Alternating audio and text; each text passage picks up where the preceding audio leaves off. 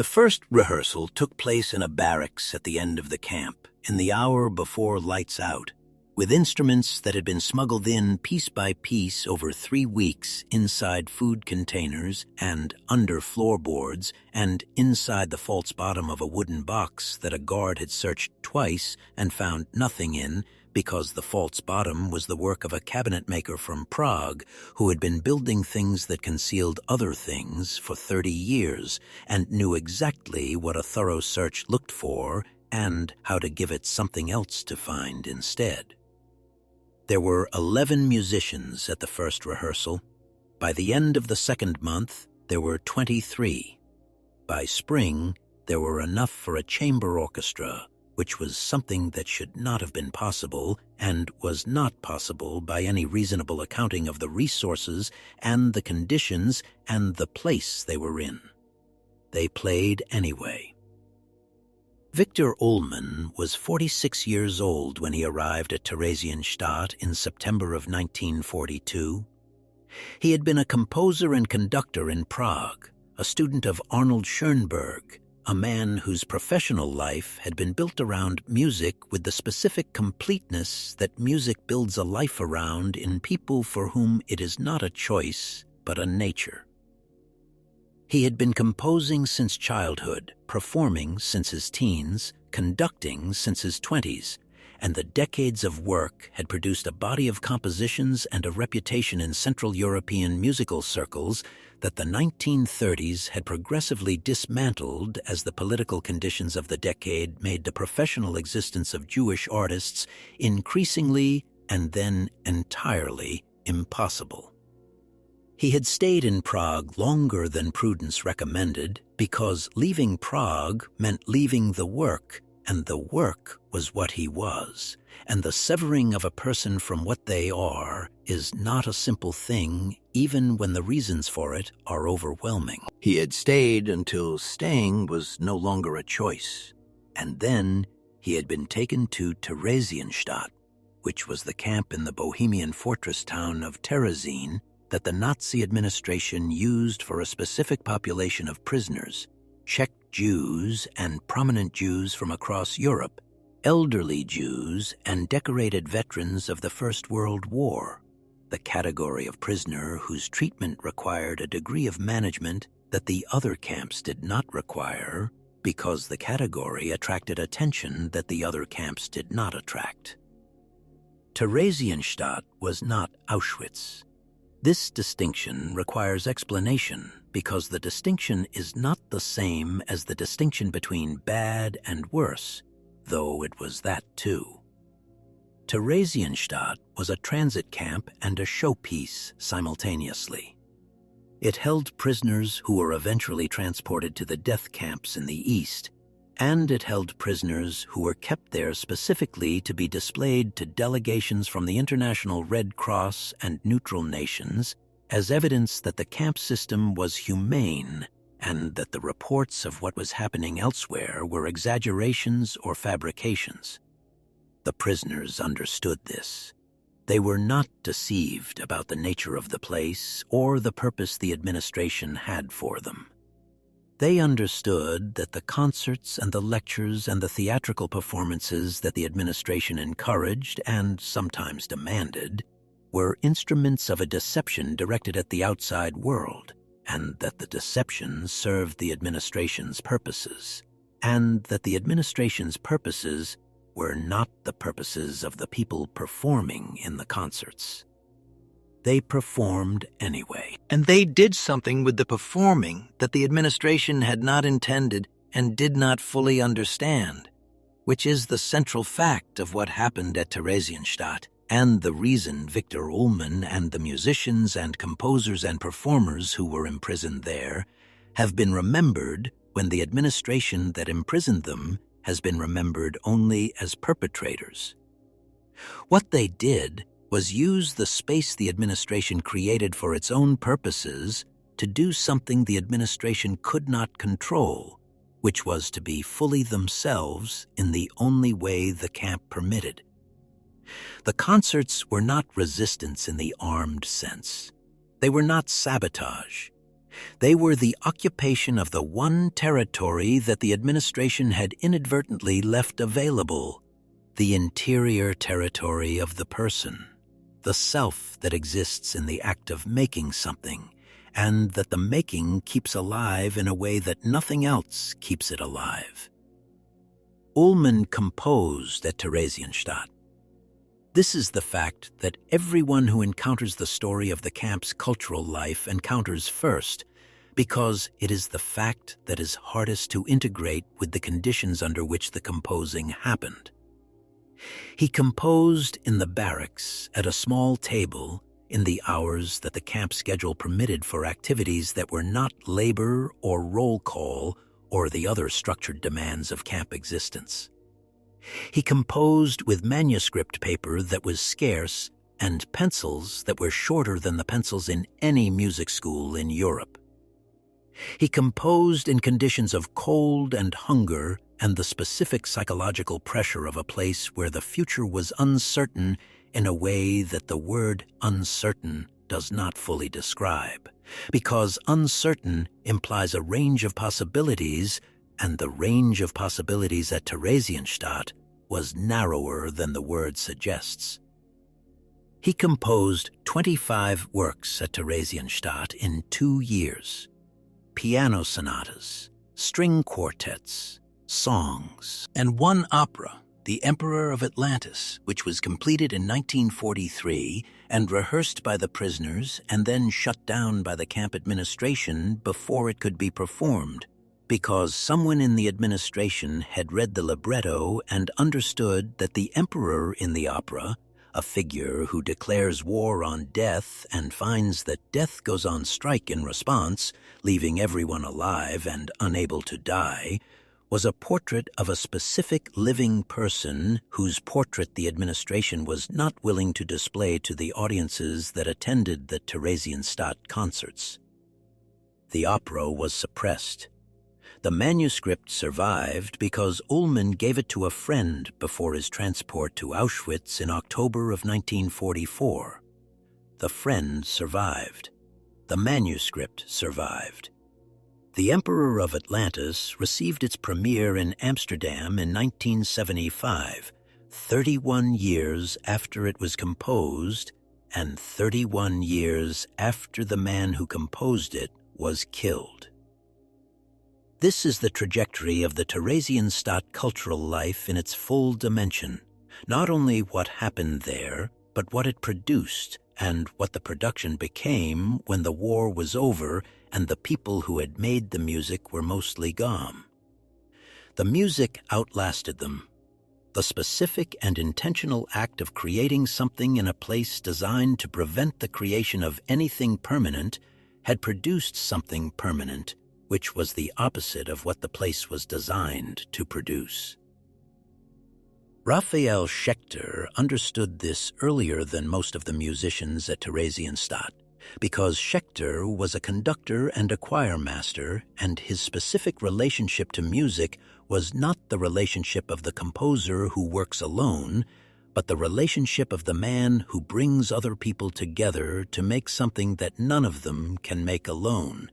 And the act of bringing people together in that place and for that purpose was itself a form of the thing he was trying to do, before a note was sung. Schächter was 33 years old when he arrived at Theresienstadt in late 1941.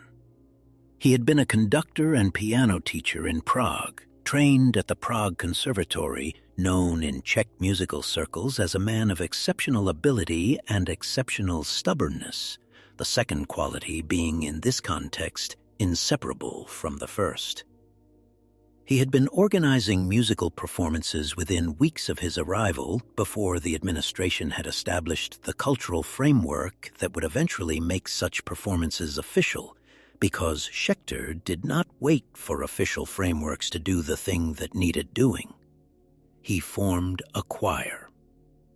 The formation of the choir required instruments, which was the piano, which required a piano, which was the first of many problems that Schächter solved with the specific practical creativity of a man who had decided that the problem was going to be solved and was working backward from that conclusion to find the method.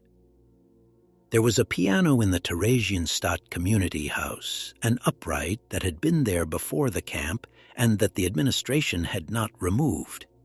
Schächter obtained permission to use it. The permission was the easy part. The choir was harder. He recruited singers from among the prisoners. The population of Theresienstadt contained, because of the category of prisoner the camp was designed to hold, an extraordinary concentration of trained musicians and performers and educated listeners, people who had spent their professional and personal lives in the Central European musical culture that was one of the richest in the world and that the regime was in the process of destroying. He had material to work with that no conductor in any normal circumstances could have assembled, and he assembled it. The first performance was small. A few songs performed in a barracks room for an audience of perhaps 40 people sitting on the floor and on the edges of bunks. The performance was not polished. The conditions did not permit polish. What it was, and what the 40 people in the room understood it to be, was evidence. Evidence that the thing they had been before they arrived at Theresienstadt had not been taken from them. That the musicians were still musicians, and the listeners were still listeners, and the music was still music, in a place that was designed to make them into something else. The something else was the administrative category, the prisoner number, the unit of labor and population management that the camp system required its inhabitants to become in order to function as a camp system. The music was the refusal of the category, not a dramatic refusal, not a refusal with a manifesto or a declaration. A quiet refusal, conducted in a barracks room on a Tuesday evening with imperfect voices and a borrowed piano and an audience sitting on the floor that said, "We are still the people we were. The category has not replaced us." Schächter decided to perform Verdi's Requiem. This decision is the one that people who know the story of the Theresienstadt choir remember, because the decision was more than a musical choice. It was a statement made in music rather than words that had a specific content for the people performing it and the people listening to it, and the people who were eventually going to be the audience for it, that no spoken statement could have carried with the same precision.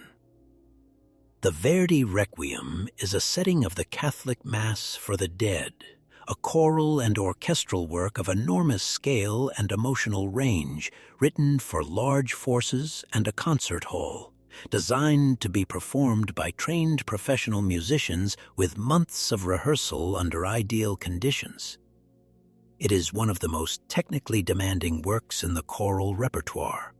It contains passages of extreme difficulty that professional choirs approach with caution. It is not a work that a conductor chooses for a choir of prisoners in a concentration camp if the criterion is the likelihood of a successful performance. Schächter chose it anyway. He chose it because of what it said. The Requiem is a meditation on death and judgment and the fate of the soul after death. And the text it sets is the text of a ritual that has been used for 1,000 years to mark the passage of human beings from life and to assert, in the face of that passage, the continued significance of the person who has died. The Dies Irae, the Day of Wrath, which is the central movement of the Requiem, and the movement that Verdi set with the most overwhelming musical force, is a description of the Last Judgment, the moment when all human actions are accounted for and all human beings are called to answer for what they have done. At Theresienstadt, in front of an audience that sometimes included members of the SS administration, Rafael Schächter conducted a choir of Jewish prisoners singing the Dies Irae, the Day of Wrath, the accounting of human actions. The people in the SS uniforms in the audience understood German. The Latin text of the Requiem, was accessible to anyone who wanted to understand what was being sung. Schächter was conducting prisoners in singing to their captors, a text about the judgment that awaited all human actions. This was not accidental. Schächter knew what he was doing. The choir knew what they were singing. The audience in the SS uniforms may or may not have understood what was being communicated, but the communication was being made regardless, in the only language available, in the only space available, with the only means available, by people who had decided that the means were sufficient. He performed the Requiem 16 times at Theresienstadt. Each performance required a new choir because the previous choir had been transported east. He rebuilt the choir 16 times. He rehearsed the work 16 times with new singers who were learning it while living in the same conditions that had taken the previous choir away. The rebuilding was not optimism. It was the same stubbornness that had made him a good conductor, the refusal to accept the problem as a reason not to continue, the working backward from the conclusion that the thing was going to be done to the method of doing it. The 16th performance was in June of 1944 in front of a Red Cross delegation that had come to Theresienstadt as part of the inspection that the administration had spent months preparing for, dressing the camp and its prisoners for presentation to observers who were going to report to the outside world on what they found. Schächter's choir was part of the presentation. The administration wanted the choir to perform something that would communicate culture and normalcy. Schächter performed the Requiem. The Red Cross delegation wrote a report that described Theresienstadt as a model settlement where Jewish residents lived in reasonable comfort and maintained an active cultural life. The report was wrong in almost every particular that mattered. The administration had staged the inspection successfully. The deception had worked. Schächter knew the deception had worked. He also knew that he had sung the Dies Irae to the people who needed to hear it in front of witnesses who wrote it down, and that the singing was in the permanent record of what had happened in that place, regardless of what the record said the witnesses had concluded. He was transported to Auschwitz in October of 1944. He did not survive. The musicians of Theresienstadt were transported in waves through 1943 and 1944, the administration sending east the population it had accumulated and replacing it with new transports of the same category of prisoner, Czech and European Jews who were held for the same purposes and eventually sent to the same destination. The cultural life of the camp continued through the transitions because the new transports brought new musicians and the existing musicians trained them and the performances continued, which was both a testament to the depth of musical culture in the population being held there and a demonstration of the specific resilience of an activity that does not require institutional infrastructure to continue. Only people and the will to make it happen. Gideon Klein was 21 years old when he arrived at Theresienstadt in December of 1941. He had been a piano student at the Prague Conservatory, considered by his teachers to be one of the most gifted pianists of his generation, the kind of student who appears rarely and whose talent is apparent to anyone with the training to recognize it. He had been months from completing his studies when the transport came. At Theresienstadt, he played. He performed in the concerts that Schächter and Ullmann and the other musicians organized. He composed, producing a body of work in the 2 years before his transport that would eventually be recognized as significant contributions to the 20th century chamber music repertoire, which is a sentence that requires holding two things simultaneously, the music and the place where it was made, and the holding of both simultaneously is the only way to understand either. He was transported to Auschwitz in October of 1944, the same transport as Victor Ullmann. He was transferred to a subcamp and died in January of 1945, 4 months before the liberation. He was 25 years old. His music survived.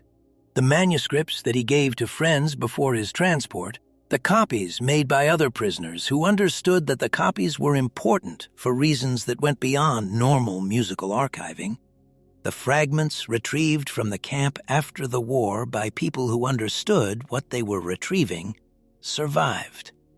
They have been performed. They have been recorded. The recordings exist on platforms where anyone can listen to them, which is something that Gideon Klein, at 25 in the autumn of 1944, could not have imagined. And that is nevertheless true. There is a pianist in Prague named Karel Berman, no relation to the Indiana soldier, who has performed Klein's works in concert for 30 years. He was asked in an interview in 2012 why he devoted so much of his repertoire to the Theresienstadt composers. He said, "Because they wrote the music in conditions designed to prevent them from writing music, and they wrote it anyway. And the writing was the answer to the conditions, and the answer deserves to be heard. The answer deserves to be heard."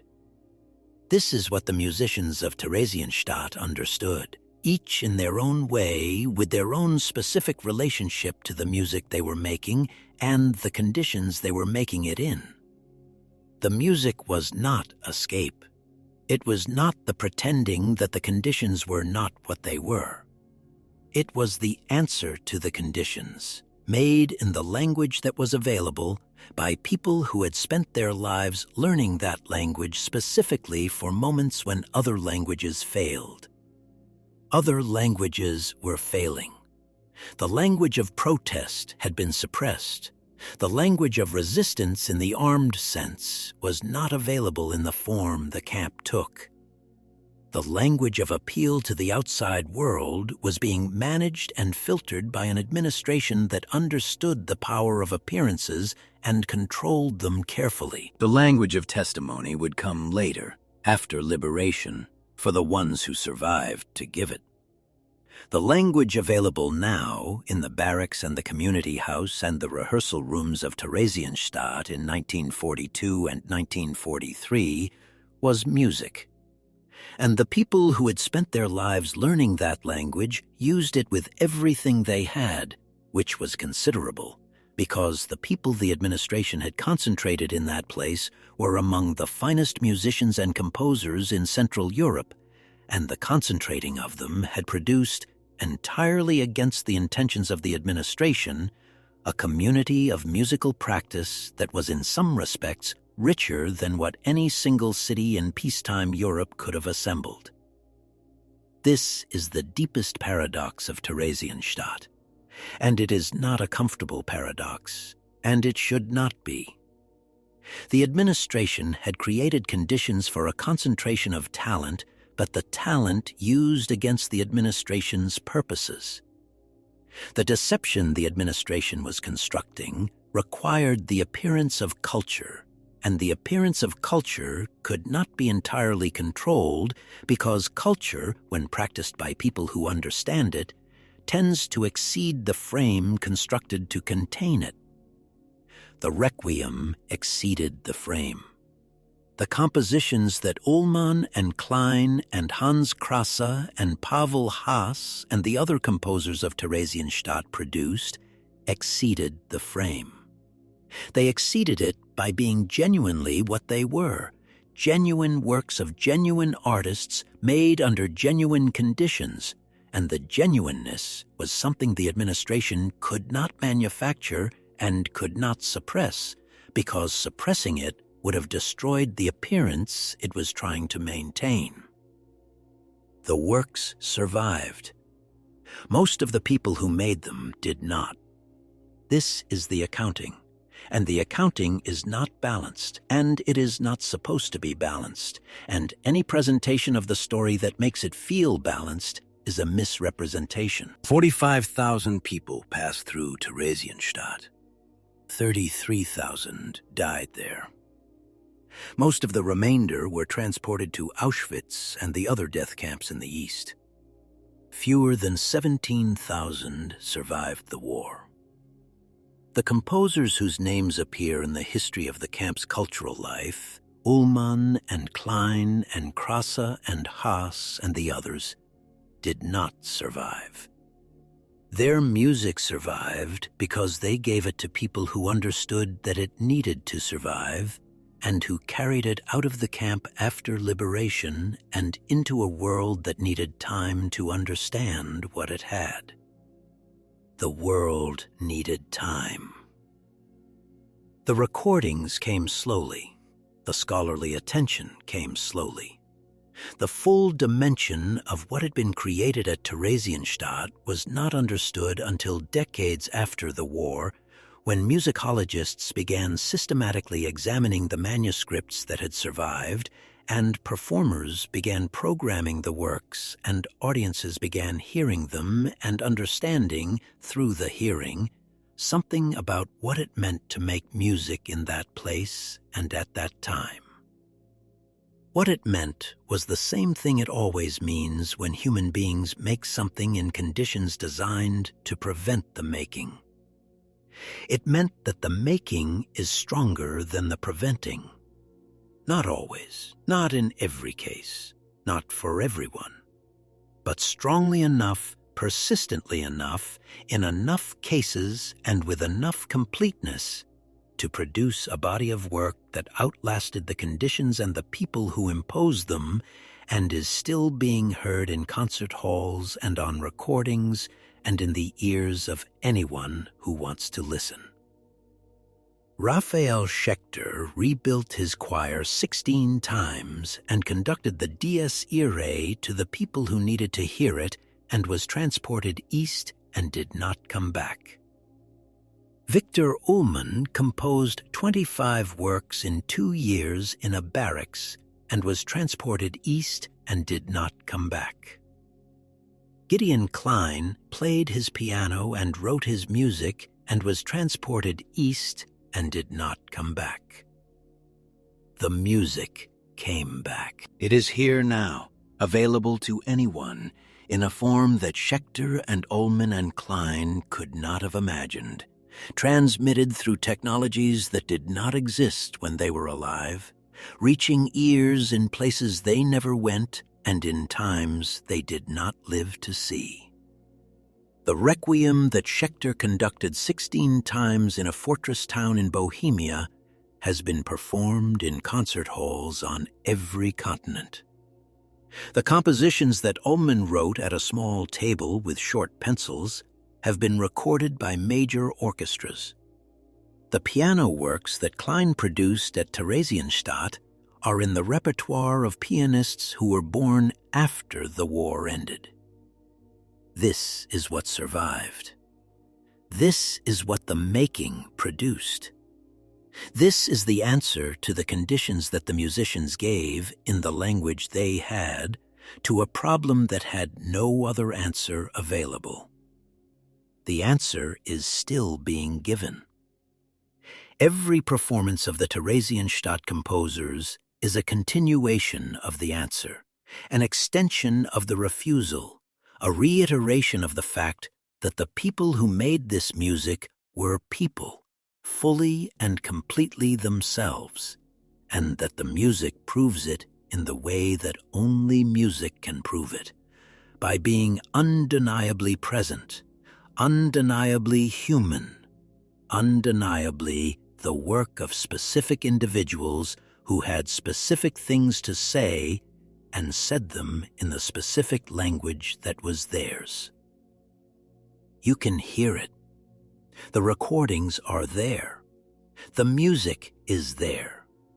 The people who made it are gone, and the music they made is there. And the there-ness of the music after the gone-ness of the people is the whole story, told in the only language that could tell it completely. Listen to it. If this story gave you something, please like and subscribe. The composers and musicians of Theresienstadt left behind a body of work that deserves to be heard and a story that deserves to be known. Thank you for watching.